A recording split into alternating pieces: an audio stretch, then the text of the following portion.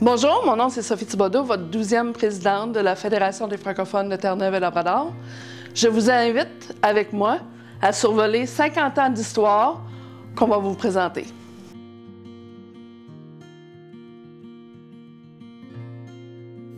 En 69-70, cette période-là, il n'y avait pas vraiment de zone francophone à Terre-Neuve et Labrador. Il y avait très peu d'espace. Et un des défis pour nous, et quand je dis nous, je parle de ceux qui parlaient français, ceux qui œuvraient à Saint-Jean, à Cap-Saint-Georges, Port-au-Port et au Labrador, mais on n'était pas organisés.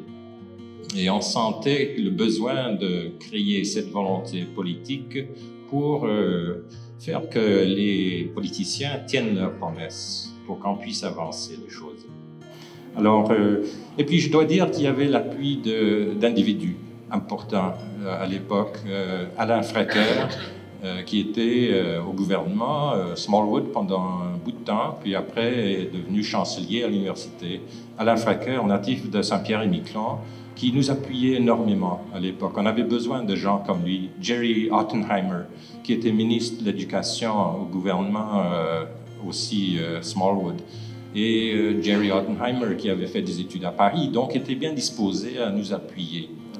Notre objectif principal, on avait un objectif, c'était de s'assurer que nos communautés gardent la langue et la culture.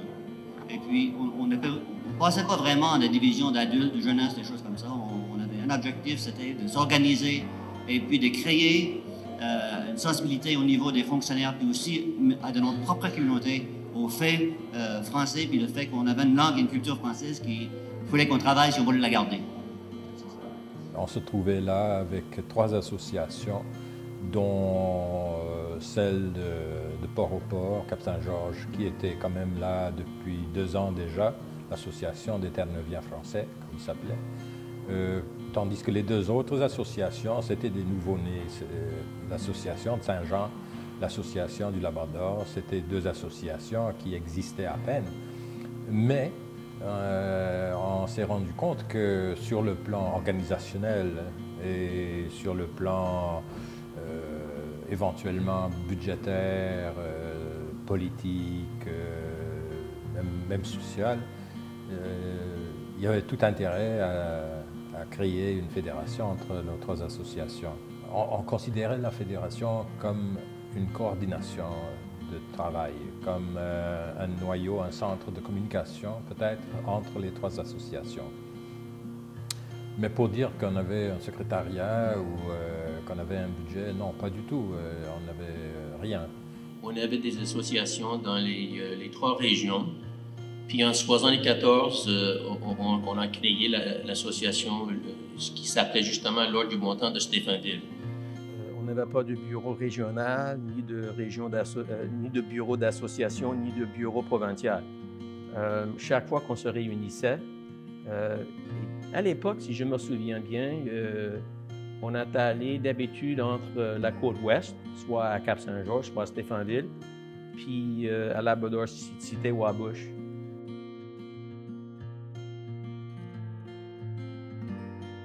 On avait toujours la porte ouverte à la francophilie, disons. Donc,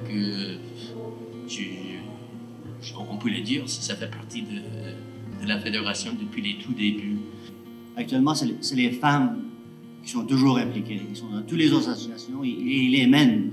Ça c'est évident. Puis c'était comme ça du début. Je sais, chez nous, première association, la première présidente, c'était Mme Marie Simon, une femme. Puis autour de la table, il y avait beaucoup de femmes. On n'a jamais senti le besoin de se séparer entre hommes et femmes ou groupes parce que les femmes étaient là présentes à la table, puis participaient et puis faisaient leur contribution. Mais on était très conscients, le besoin de l'éducation, ça on le sentait dès le début. Le besoin d'un milieu culturel qui répondait aux besoins des jeunes. Pour sortir du folklore, on voulait éviter qu'on reste dans le folklore. Et pour éviter ça, il fallait répondre aux sentiments qui étaient dans le cœur de la jeunesse. C'est pour ça que j'ai dit qu'on était jeunes, parce qu'on avait quand même le même sentiment.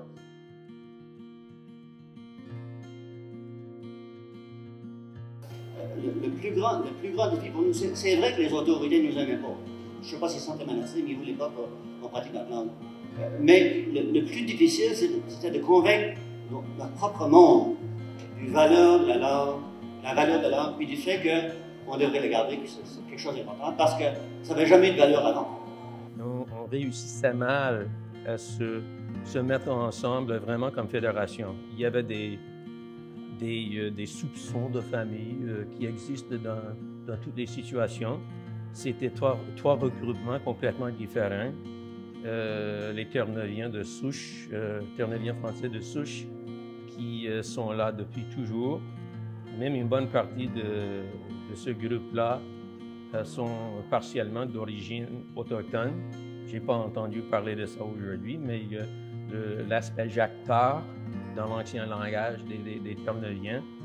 Il y a ce groupe-là qui se voit comme étant là de façon presque permanente et depuis toujours, avec d'autres qui étaient vus par ce groupe-là comme étant du monde un peu comme des nouveaux arrivés.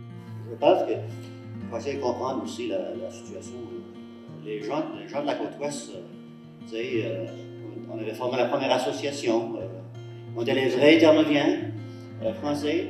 Et puis la gang du Labrador arrive, puis eux, ils sont informés en français, ils écrivent bien français, ils lisent bien. Okay? On est un petit peu intimidés. Alors la relation au début est un peu précaire. Là. On n'a pas grande confiance dans ces gens-là.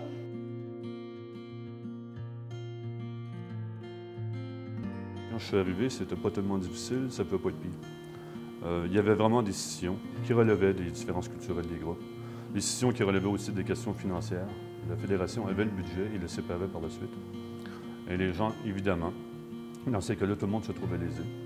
Moi, j'ai très bien reconnu Roger Champagne, parce que si je suis encore ici à cette table-là, je peux dire Roger Champagne, merci. Roger Champagne, je pense que c'était le président rassembleur.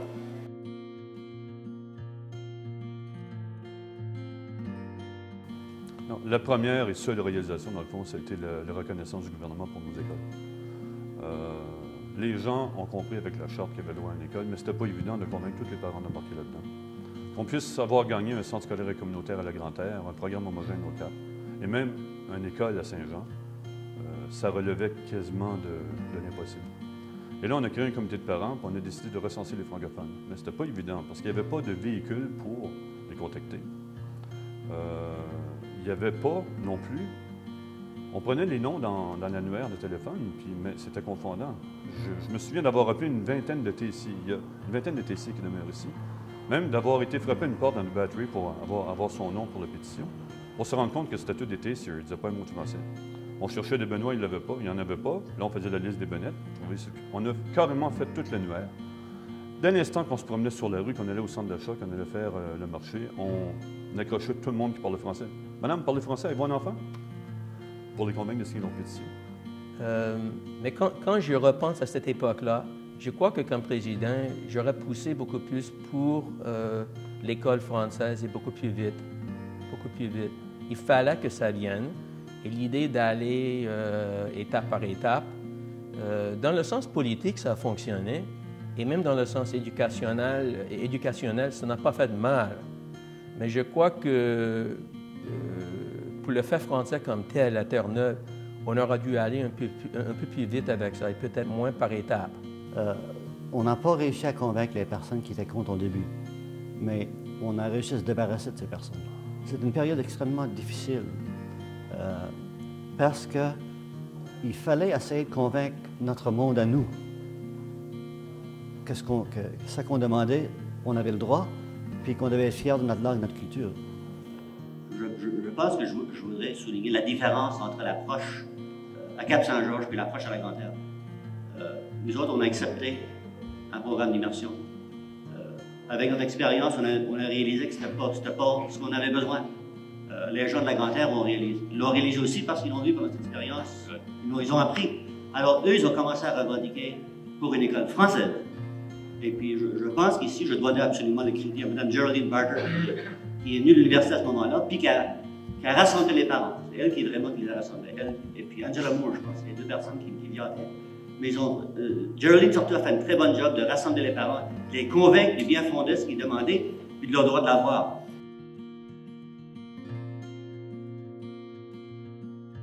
Je ne veux pas qu'on passe sous silence la présidence de Côte-des-Rochers. Il était mon président pendant pas mal d'années, 4 ans en fait.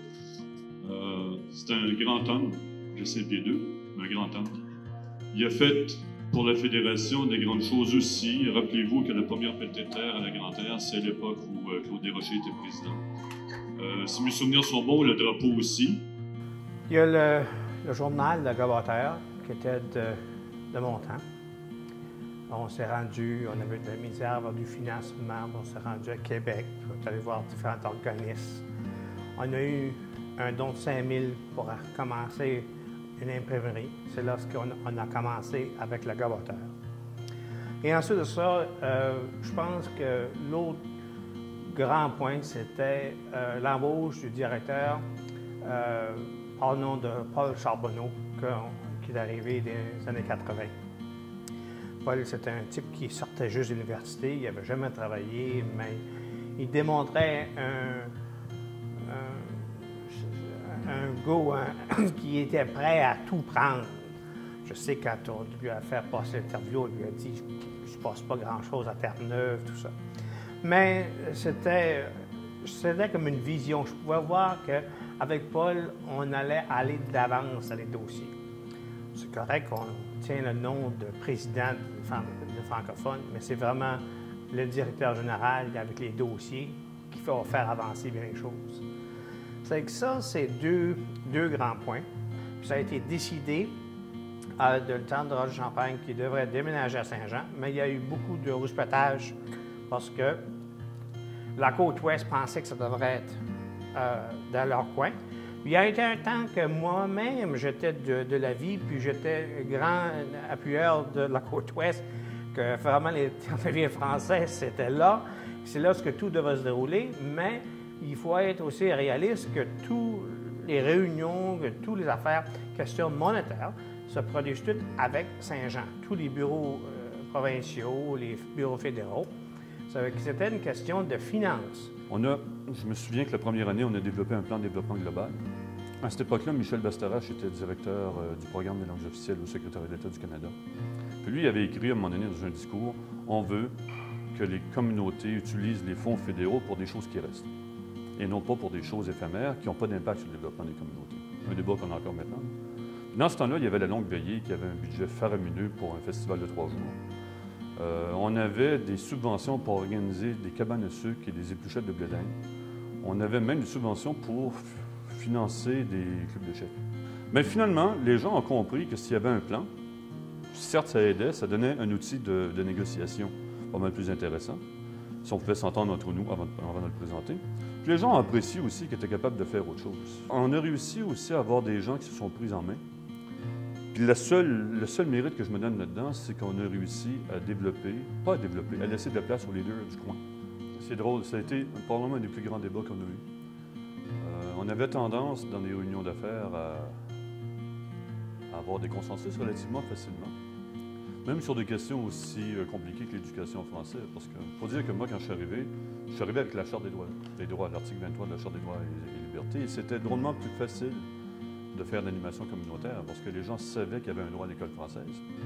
Et ça a été ça, des éléments de revendication qui ont fait l'unanimité plus rapidement que j'aurais pensé. Mais lorsqu'on est arrivé au drapeau, par exemple, ça a été autre chose. Le problème du drapeau, c'est qu'il fallait réunir 3 communautés qui, dans le fin fond, d'un point de vue culturel, étaient assez différentes. Une communauté d'origine acadienne et bretonne sur la péninsule de Port-au-Port, une communauté d'origine québécoise relativement neuve au Labrador, puis une communauté ici à Saint-Jean, d'une certaine façon un peu plus multiethnique, plus de Saint-Pierre, plus de Québécois et plus d'Européens. Fait qu'on a commencé par un concours de dessin, littéralement. On a demandé aux gens de nous envoyer leurs réflexions par rapport à ça. On a demandé aux écoles, on a demandé aux adultes, on a demandé aux groupes de femmes. Et c'était remarquable de voir comment tout le monde avait le drapeau qui personnifiait, mais vraiment très bien, son coin de pays, mais que les autres étaient toujours oubliés. On a eu un débat à un moment donné sur la fleur de lys par rapport à la Sérossimie-pourpre, qui était la fleur de Terre-Neuve. Il y a des gens qui voulaient avoir la fleur de lys parce qu'ils prétendaient que ce n'était pas québécois, c'était un symbole universel. D'autres qui disaient non, on va passer pour une gang de Québécois, on n'en veut pas. Et finalement, je pense que ça nous a pris 3 réunions et 2 assemblées générales pour arriver à un consensus.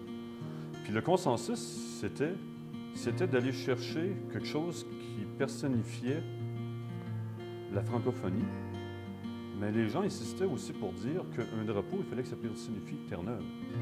Les gens n'étaient pas dans un débat. Nous, on va avoir notre drapeau par opposition au drapeau des autres. Ce qui nous aidait, c'est que le drapeau provincial anglophone n'était pas très représentatif de rien. Ça venait de sortir, ce drapeau-là, et c'est une œuvre d'art bien intéressante, mais les gens ne s'associaient pas tant que ça au drapeau anglophone. Fait que là, il y avait le débat. On a beau être franco-terneuvien français ou acadien, mais on est aussi terneuvien en général. Et on a pris le vote, et finalement, la dernière version qui a été créée par Lily Fortin, c'était une dame, on me dit qu'elle travaille encore dans la région, c'était une dame qui était très, très conciliatrice, puis il y avait un sens artistique extraordinaire. Puis elle a vraiment pris, elle, tous les éléments du débat, puis elle nous est arrivée avec une proposition, puis du jour au lendemain, c'est adopté unanimement. Je pense qu'on voulait s'adhérer, puis au début, il y avait de la résistance parce qu'ils ne pensaient pas vraiment qu'il y avait des Acadiens à Terre-Neuve. Alors, ça a pris un peu de temps. Depuis tout notre travail, je pense qu'on a toujours eu des relations avec les Acadiens des autres provinces, surtout avec la Sénat, parce que c'est notre partenaire privilégié, mais on a toujours essayé de travailler avec les groupes des autres provinces. Il était impossible, je pense, d'ici, avec le peu de moyens politiques dont on disposait, d'obtenir des entrées à Ottawa s'il n'y avait pas une appareil national. Des entrées, bon, OK, il y avait des arguments et des revendications au plan national, mais il y avait aussi tous nos petits projets, exemple la route. Lorsqu'on a voulu avoir la route entre le Cap et la Grande-Terre, s'il n'y avait pas eu un réseau comme la FFHQ pour nous ouvrir des portes, on ne serait jamais rendu jusqu'au bout.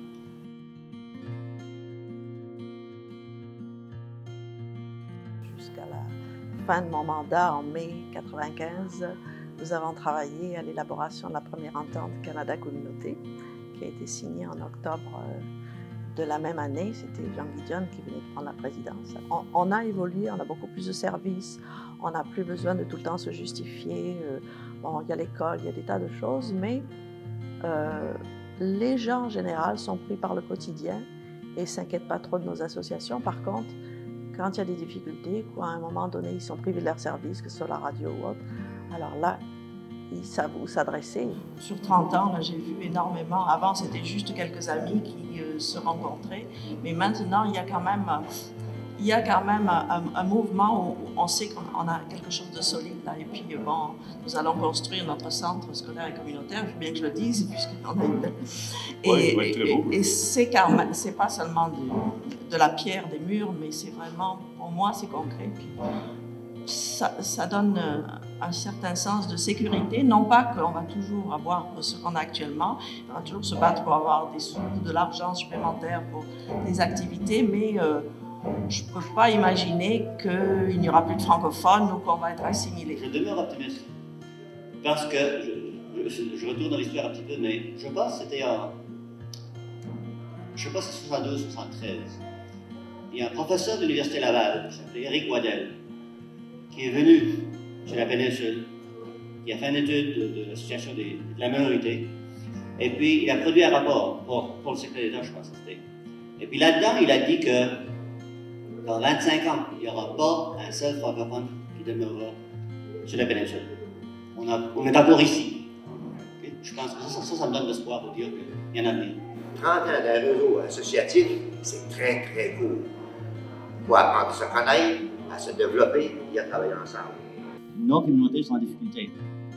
Et parce qu'on a l'exode des jeunes, et puis la population vieillit. Il n'y a pas d'industrie pour garder nos jeunes. Alors on les perd. Alors je dois dire que, pas uniquement du point de vue de la langue, mais je pense du point de vue de la survie de notre communauté, on est en difficulté.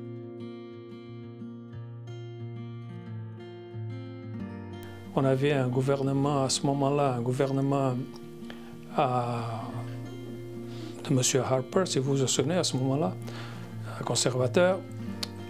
Alors, tout était gelé, les enveloppes étaient gelées, tout était gelé. Et puis ça a été difficile de gérer pendant pratiquement tout le temps que j'étais président, pendant les 4 mandats, de gérer les dossiers qu'on avait à gérer. On ne pouvait pas avancer comme on aurait voulu avancer les projets. Alors c'est ça qui m'a été un des plus grands défis pour moi à ce moment-là. On a eu une personne qui a été assermentée en français dans l'ordre de Monsieur Cornec. Et il est devenu ministre après ça. Alors, c'est la première fois que c'est arrivé à un francophone. Et être assermenté en français, c'est quelque chose qu'on n'avait jamais vu. Alors ça, c'est très important pour moi, ça m'a fait plaisir, grand plaisir. Après les années 2000-2004, il y a eu beaucoup de choses qui se sont établies. Il y a eu tous les réseaux qui se sont établis. Il y a eu la construction du centre scolaire communautaire à Saint-Jean. Il y a eu, et depuis, il y a la commission scolaire, évidemment, le conseil scolaire qui est arrivé. Il y a eu énormément de choses qui ont changé et que j'ai pu voir arriver. Mais le réseau culturel, parce que ça nous tient à cœur. Et peut d'abord, si on n'a pas un réseau culturel, qu'est-ce qu'on a? C'est notre vie, c'est notre langue, c'est notre culture. Bon. Et ensuite, un réseau de l'immigration. Ça aussi, c'est très important. Moi, quand je suis arrivée à Terre-Neuve en 84, on rencontrait des gens, 6 mois après, 1 an après, 2 ans après, ils étaient partis. Donc, c'était difficile d'établir une communauté, surtout à Saint-Jean. Sur la communauté, la péninsule de Port-au-Père, c'est un peu plus simple. À la densité, il y avait des mines, donc c'était plus stabilisé. Mais à Saint-Jean, c'était toujours le va-et-vient.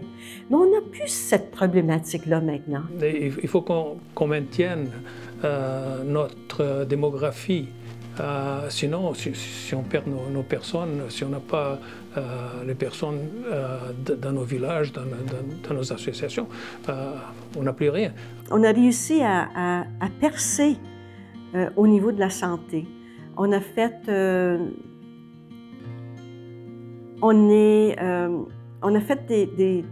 une avancée, surtout au niveau de Saint-Pierre-et-Miquelon. Puisque vous savez, les évacuations sanitaires sont faites de Saint-Pierre-et-Miquelon vers Saint-Jean. Et on était sur le point de perdre ce service-là. Alors, on a mis beaucoup d'efforts pour essayer de prendre puis de récupérer, de s'assurer qu'on ne le perde pas, parce que on essayait de rentrer ou de profiter de ce que les Saint-Pierrais et Miquelonnais avaient en fait de services en français.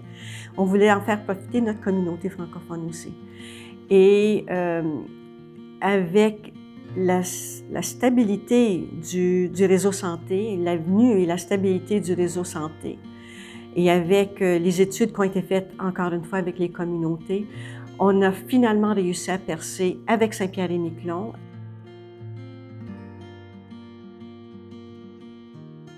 On a maintenant des groupes communautaires qui se sont formés à Corner Brook, puis une autre à Happy Valley Goose Bay. Donc, c'est pas seulement dans nos 3 communautés traditionnelles, mais c'est un élan à la grandeur de la province. Je pense qu'aujourd'hui, on peut être fier d'avoir des écoles, des centres scolaires communautaires, on a d'autres régions, on a des associations partout dans les régions, on a un mandat pour la santé, on a un mandat pour l'immigration, on a les franco-jeunes, on a des tas de choses qui sont arrivées qu'on n'avait pas au début, on est parti avec rien. Alors ça je pense que c'est excellent. On ne peut pas avoir fait tant de travail et puis arriver à un moment donné, on s'arrête. Non. Mais c'est à nous aujourd'hui, les parents, d'initier les jeunes. Quand ils sont initiés, puis on a les outils, on a les écoles, on a la maternelle, on a tout pour pouvoir le faire. Alors, c'est pas tous les jeunes qui vont le faire, c'est pas tous qui vont essayer de prendre le flambeau, mais s'il y en a 50% qui le font, eh bien, ça ne s'arrêtera pas. La francophonie ne s'arrêtera pas. Mais il ne faut pas s'arrêter de rêver. Il faut toujours avoir une vision puis rêver grand, demander plus, parce que nos communautés en ont besoin. Puis moi, je suis fière d'avoir fait partie de ce chemin-là. Puis j'espère que ceux-là qui vont me suivre vont continuer à faire grandir notre francophonie à Terre-Neuve et Labrador.